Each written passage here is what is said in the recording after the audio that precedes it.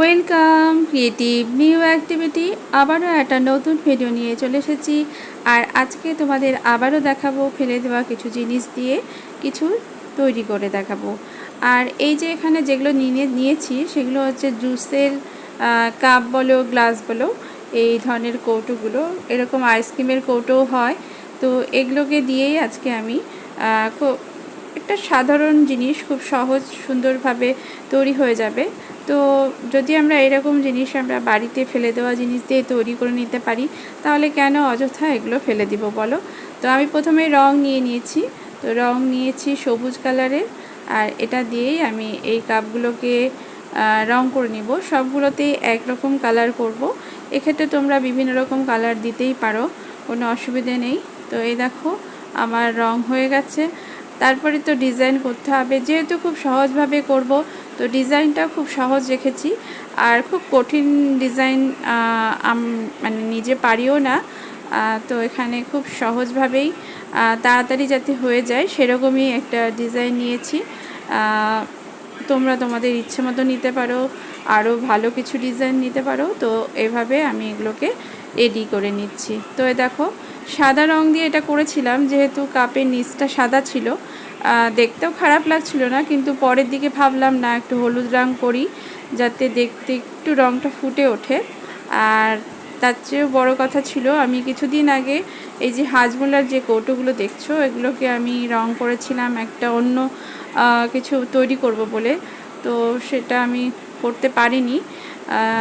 তো এখানে এই জিনিসটাকে ব্যবহার করব। তো দেখো হলুদের সঙ্গে এই হলুদটা ম্যাচ হয়ে যাচ্ছে। তো আমি এটাকে এভাবে সেট করব, দেখালাম এই যে কাপগুলোর নিচে। আর আমি এই যে বীজগুলো যে তৈরি করেছিলাম মানে কাগজ দিয়ে, সেগুলো নিব। আর আমি উল লাগবে আমার, আর এই সব জিনিসগুলোই আমার লাগবে। আর এগুলোকে গাঁথার জন্য আমার সুতো তো লাগবে, উল লাগবে, আর স্টিকটা লাগবে। তো দেখো আমি এই যে হাজমোলার যে কৌটোটাকেও ফুটো করেছিলাম, তার মধ্যে এভাবে একটা গিট দিয়ে এরকম সুতো ঝুলিয়েছিলাম। তো সেটাকে কেটে নিয়েছি। তো এইখানে দেখো আমি একটা মাপ নিয়ে নিলাম, যেহেতু ওই মাপ অনুযায়ী আমাকে এখানে একটা গিট দিতে হবে। তো এই সুতোটা যেহেতু ওটার সঙ্গে ছিলই লাগানো, তো ওটাকেও রাখলাম। প্লাস আমি যে সুতোটা নিয়েছি সেখানেও সেটার সঙ্গে একসঙ্গে গিট দিয়ে নিলাম। গিটটা দেওয়ার কারণ হচ্ছে, দেখো এই যে আমি কৌটোটা নিয়েছি যাতে এটা বেশি ঢুকে না যায়, যতটা আমার ঢুকলে পরে এটা ঝুলে থাকবে নিচে, সেই অনুযায়ী এই গিটটা দিয়েছি। তো এই গিটটা তোমার ছোট বড় করতে পারবে, তুমি কতটা নিচের জিনিসটাকে ঝোলাতে চাও, কতটা মানে সেই অনুযায়ী। আর তারপরে দেখো গেঁথে নিয়েছি এই বীজগুলো 4 আঙ্গুল ছেড়ে ছেড়ে। আর এটা রেডি করে আমি এরকমভাবে ঝুলিয়ে দিয়েছি যে স্টিকটা আমি নিয়েছিলাম সেটার সঙ্গে। তো দেখো আমি এই দুটো করেছি। তো একটা মাঝখানে যেটা করব সেটাকে তো নিয়েছি প্রথমে বড় করে। আর এখানে আমি 4টা বীজ নিয়েছি। তো দেখো দুই দিকে এরকম পরপর কমতে কমতে গেছে, মাঝখানেরটা সবচেয়ে বড়, তারপরে যে দুই দিকে একেবারে কমতে কমতে উপরের দিকে গেছে। তো এরকম ডিজাইন করে আমি এটাকে সাজিয়ে নিয়েছি। তো আমার রেডি হয়ে গেল আমি যেটা করতে চাইছিলাম। তো কিছুদিন আগে দেখো আমি এরকমভাবেও একটা এরকম হ্যাঙ্গিং তৈরি করেছিলাম। তো সেটাও দেখতে ভালো লাগছে। তো সেটাও ছিল ফেলে দেওয়া কাপ দিয়ে, আর এখানেও ফেলে দেওয়া জিনিস ব্যবহার করেছি। আর এই যে দেখো উপরে যে স্টিকটা আছে সেটা একটু দেখতে খুব একটা ভালো লাগছিল না, তাই আমি এই যে জরির যে ফিতাটা আছে সেই ফিতাটা দিয়ে এটাকে একটু ঢেকে দিব, যাতে একটু দেখতে ভালো লাগে। কারণ এটা একটু মানে বেশি একটু মানে রংটার জন্য একটু ভালো লাগছিল না।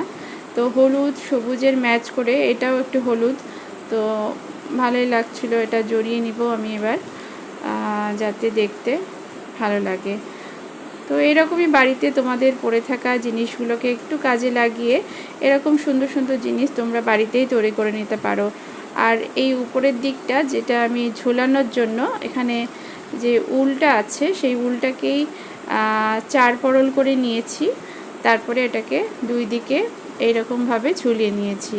তো দেখো পেরেকটা আমি এখানে ঝুলিয়ে তোমাদের দেখাচ্ছি। তো তোমরা তোমাদের বাড়ির যে কোনো জায়গায় এরকমভাবে পেরেক লাগিয়ে ঝুলিয়ে নিতে পারো। দেখতে তো খুবই ভালো লাগবে। এটা তো আর এখন ফেলার যোগ্য নয়।